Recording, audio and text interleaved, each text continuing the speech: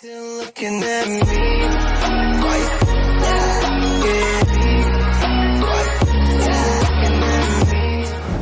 And what's up, ladies and gentlemen? How's it going? It's your boy, the Multitasker, and welcome back again to another reaction. I'm good, busy, and soaked. Apparently, I forgot to check the forecast of what the weather's going to be like, and did not predict that it was going to be pouring rain hard, off and on, like a freaking switch. And the fact that I was wearing shorts, so that was probably a bad day to do so. Yeah, that's my fault there. But despite all that, I hope that everybody had a nice and decent Father's Day, because that was not too long ago. And most of all, stay safe at the same time. So anyways, time to get back on the grind, because lots of requests need to be taken care of for tonight. And I'm going to start off with from Shadow, because looks like he wants me to react of the top 10 finishing moves from WWE. And this clip is actually to our friends Mojo TV. So let's not waste any time sooner for all this jibber jabber, and let's go ahead and get started. So without further ado, it's time to react. In need of a freak out? Try these bad boys. Welcome to WatchMojo.com, and today we'll be counting down our picks for the top 10 finishing moves in WWE history. Before we begin, we publish new content every day, so be sure to subscribe to our channel and ring the bell to get notified about our latest videos. We'll be looking at the most impactful, exciting finishers used by wrestlers under the banner of World Wrestling Entertainment. Our main focus for today is going to be how iconic they are, so sorry if we didn't include quite so many recent ones. Number 10, Curb Stomp. The move, prominently used by Seth Rollins, has a notorious reputation. The Curb Stomp was previously banned due to its problematic name and visual brutality. Reportedly, Vince McMahon didn't believe the move was something they wanted a main event star like Rollins to use, given the company's history with concussions and whatnot. Thankfully, they recently brought the finisher back, and it's being used by Seth Rollins once again. So get ready to see a whole lot more faces stomped into the ground. Number 9, Pedigree. The Pedigree, a kneeling double underhook facebuster, has been utilized mainly by the game, but also helped earn our boy Rollins a few victories too. Yep, the facebuster has a long and storied history in wrestling, and the Pedigree is most likely one of the most recognizable iterations. It's been used to put down the likes of The Rock, Stone Cold Steve Austin, and countless others over the years, and used by two of the most prominent wrestlers of their time, cementing the finisher as one of the all-time greats. Number 8, Styles Clash.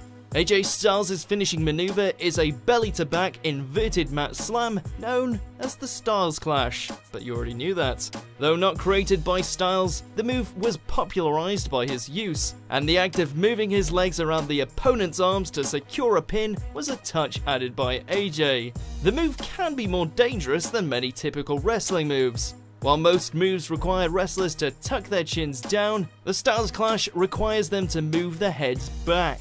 Otherwise, you're in for an excruciating and dangerous neck injury. The move has such a unique look and impactful use that it's one of the most well-protected finishers in wrestling today. Number 7, Figure 4 Leg Lock. A classic submission move that harkens to an older style of wrestling than commonly seen today, the Figure 4 Leg Lock was popularly used by many prominent wrestlers including Ric Flair, Dusty Rhodes, Shawn Michaels, and AJ Styles.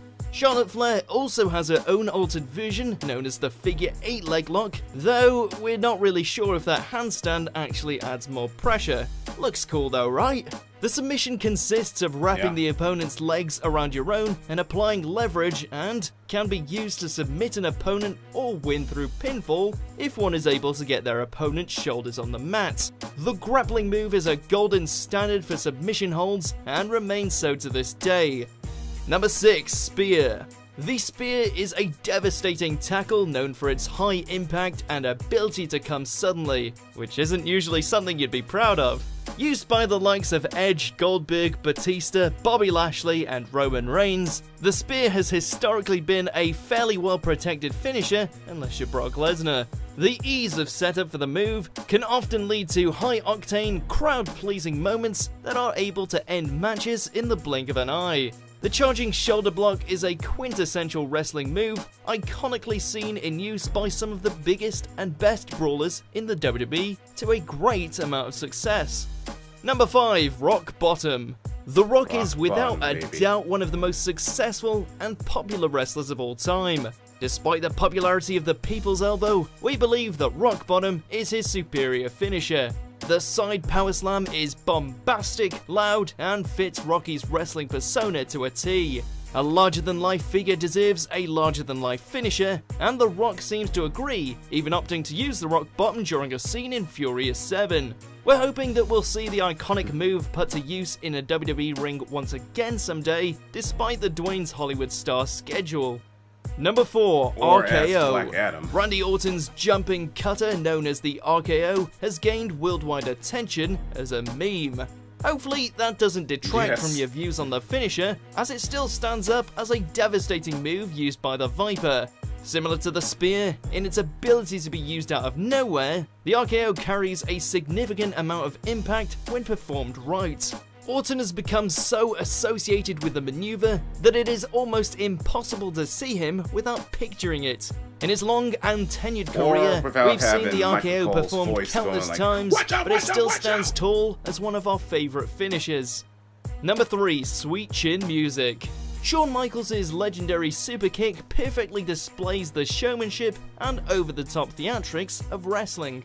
Throughout his long and incredibly successful career, Michaels has tuned up the band and driven audiences wild with what is, if you really break it down, an incredibly simple move. A high kick right to the opponent's chin. The added use of the leg slap to make the kick's signature sound of contact takes the impact to another level. There are few things throughout wrestling as satisfying as witnessing a perfectly executed superkick delivered by the Heartbreak Kid, Shawn Michaels. Number 2. Tombstone Piledriver. The Undertaker's legendary finisher used to drop opponents directly onto their heads.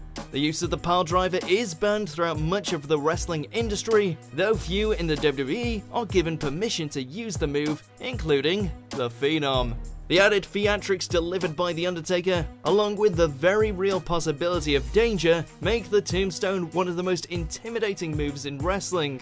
The Undertaker usually delivers the maneuver without any issues though. With the reputation of The Undertaker as a legend, his finisher is one of the most highly regarded in the company even today. Number 1. Stone Cold Stunner. The Texas Rattlesnake's finisher is the greatest anti-authority symbol used in wrestling. The move, technically a sit-out 3/4 facelock jawbreaker, was used by Steve Austin throughout his career in some of the most memorable and famous moments in wrestling history. The sight of Vince McMahon taking a Stone Cold Stunner from Steve Austin is one of the most satisfying and iconic moments of the entire Attitude Era. Austin is still incredibly popular with fans today, inspiring countless shirts and crowd chants, and his signature finisher is often used by other wrestlers as a tribute to the retired legend. Do you agree with our picks? Yeah, check out these other great clips from Watch Mojo and subscribe for new videos every day. Back then, referees, yeah, to this day, it's still one of the best moments of the Attitude Era. Yeah, hell, even Kevin Owens actually doing his own stunner. So yeah, the Stone Cold Stunner is the best finishing move of all time. So does the Rock Bottom and Spear. And if you ask me, that's something I could do that, or I could just do a running missile drop kick, because I think I can execute it well. Because I used to wrestle. I used to wrestle, but I have my limits. Well, thank you again, Shadow, for this clip, and I believe this is where I'm going to end this video. But also, I just wanted to give it a little heads up of a little update that just now I hear that The Undertaker has come to his terms that he's finally retires, and I had a feeling it was about to happen, because he's he's in his mid-50s, so it's just, you know, I mean, because there's no telling what he's going to do next. So I mean, because I don't think he's not going to compete. So I think that's probably for the best, that he just wanted to just, you know, just to settle down. So to The Undertaker, we thank you for your long time with the business and always entertain us. But we'll miss you in the ring. So if you enjoyed this, leave a like, also leave a comments down below, and I'll catch y'all in the next video. So peace out, everybody, and good night.